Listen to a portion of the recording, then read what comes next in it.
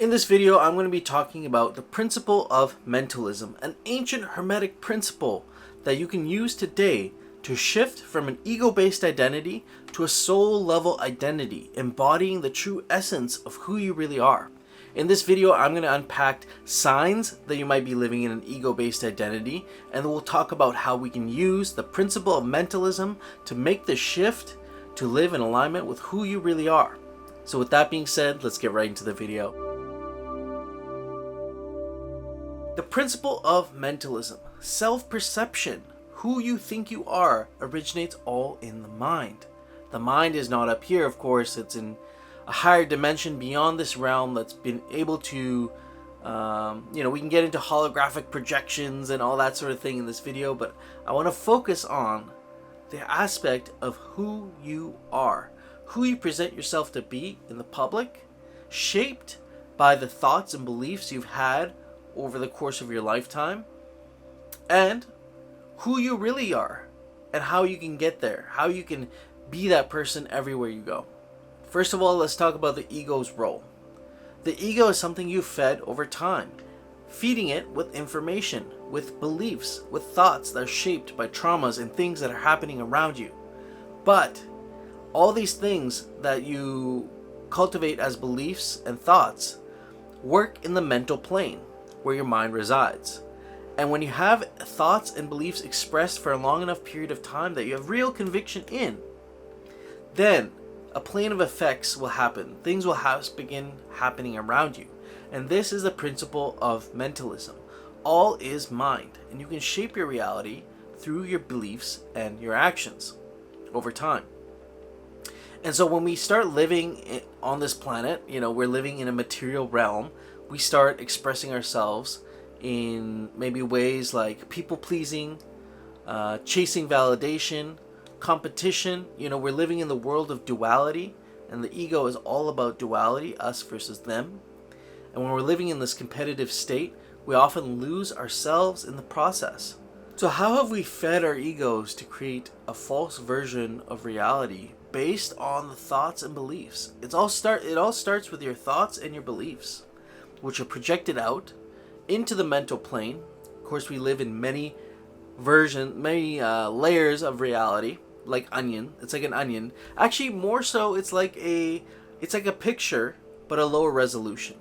And so that picture could be scaled up to a higher resolution, and that would be like other higher realms, or it could be lowered down in resolution to where we are now, right? The picture is the same. It's just what you can see. What you can't see is the mental plane. And so when you are creating thoughts and beliefs based around a false identity, based on other people's recognition of you, you'll find yourself in a place where you're maybe even in sort of a box, right? People expect you to be a certain way.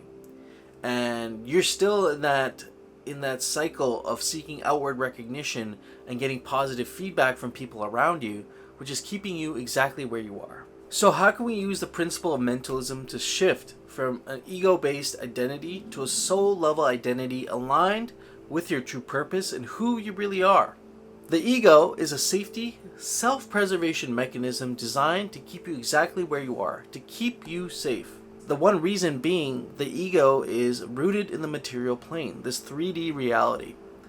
The ego is not immortal. It's mortal. It dies. The ego is something you feed and create over your lifetime, and it dies with you. It doesn't move on to a spiritual realm or an eternal realm or an afterlife, whatever you may believe in. It doesn't move on after that. And so it's very concerned with keeping you exactly where you are. And in order to keep the ego satisfied, it's going to look for external validation. It's going to look at people validating the things that you're doing. And this is so toxic for building a false identity without you even realizing it. It's not even your fault, really. Because when you live unknowingly from this state of being, whenever you do something for other people, to please other people, and they give you positive validation, it actually reinforces this false sense of identity you have. Because what you're doing when it comes to the principle of mentalism is you're projecting your false ideas and beliefs that other people have imposed upon you.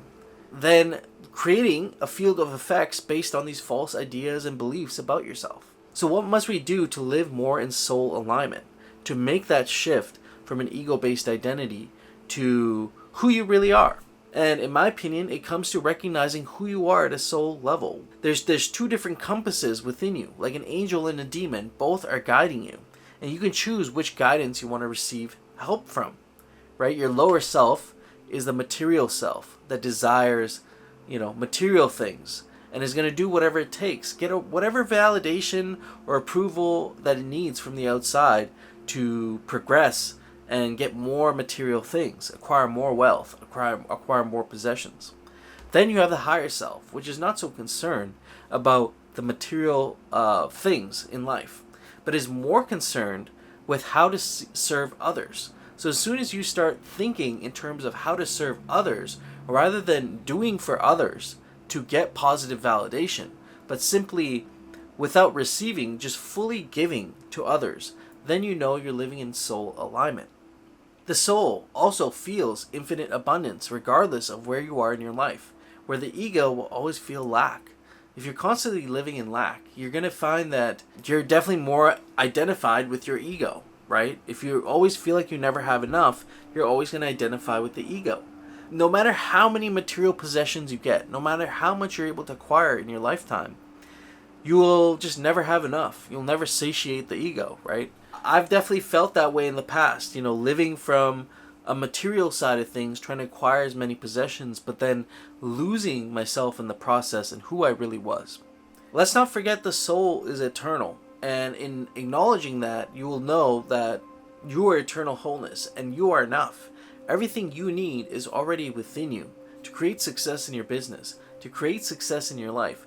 All the resources you need are right within you and around you, for you to use to further and better yourself and others. So that's not to say the ego is something we can abandon completely, but it should be something like a child that we can lovingly guide through our lives and give direction to when needed. The ego is there also to direct our desires and, of course, acquire more material things, which is important when you want to help other people and make a big difference in life. So the two can work together. I find the majority of us are more aligned with the ego-based identity, which also resides in the left side of the brain, which is responsible for less than 10% of your mind's capacity. The vast majority of your mind's capacity is located in the right side of the brain. That is where the higher states of man, your higher capabilities reside, is on the right side of the brain. And many of the things in this current version of reality, in this way that it's set up, is to confuse us and distort us so we can never live at a soul level. And so that is the challenge of life that I'm giving you. The challenge throughout the rest of your life, no matter what age you are, is to recognize when you're living from an ego-based level and to make that shift to the soul level identity using the principle of mentalism, which states all is mind. Everything, all self-perception originates right here, actually not right here, but above this plane, in the mental plane, but is received right here through your brain, right, as the radio receiver antenna. And all transformation will happen through mental shifts. So if you can shift to more of a soul level identity, giving people more and not expecting things back, not being so competitive, but rather looking at competition as the betterment and advancement of all, and also looking at validation a little bit differently, right? Maybe not looking to people please to get something back, but to give, like I said, without receiving. So try these things out. Also, in regards to connecting with the true self, try meditation. Simply sitting in stillness for 20-30 minutes a day can make a big difference in the guidance that you're getting, because we live in the material plane that's dominated by egoic thought, in egoic direction. And when we're living in the conscious realm with this ego, with this duality that we have, we oftentimes can't hear the higher self, even though it's all more ever powerful.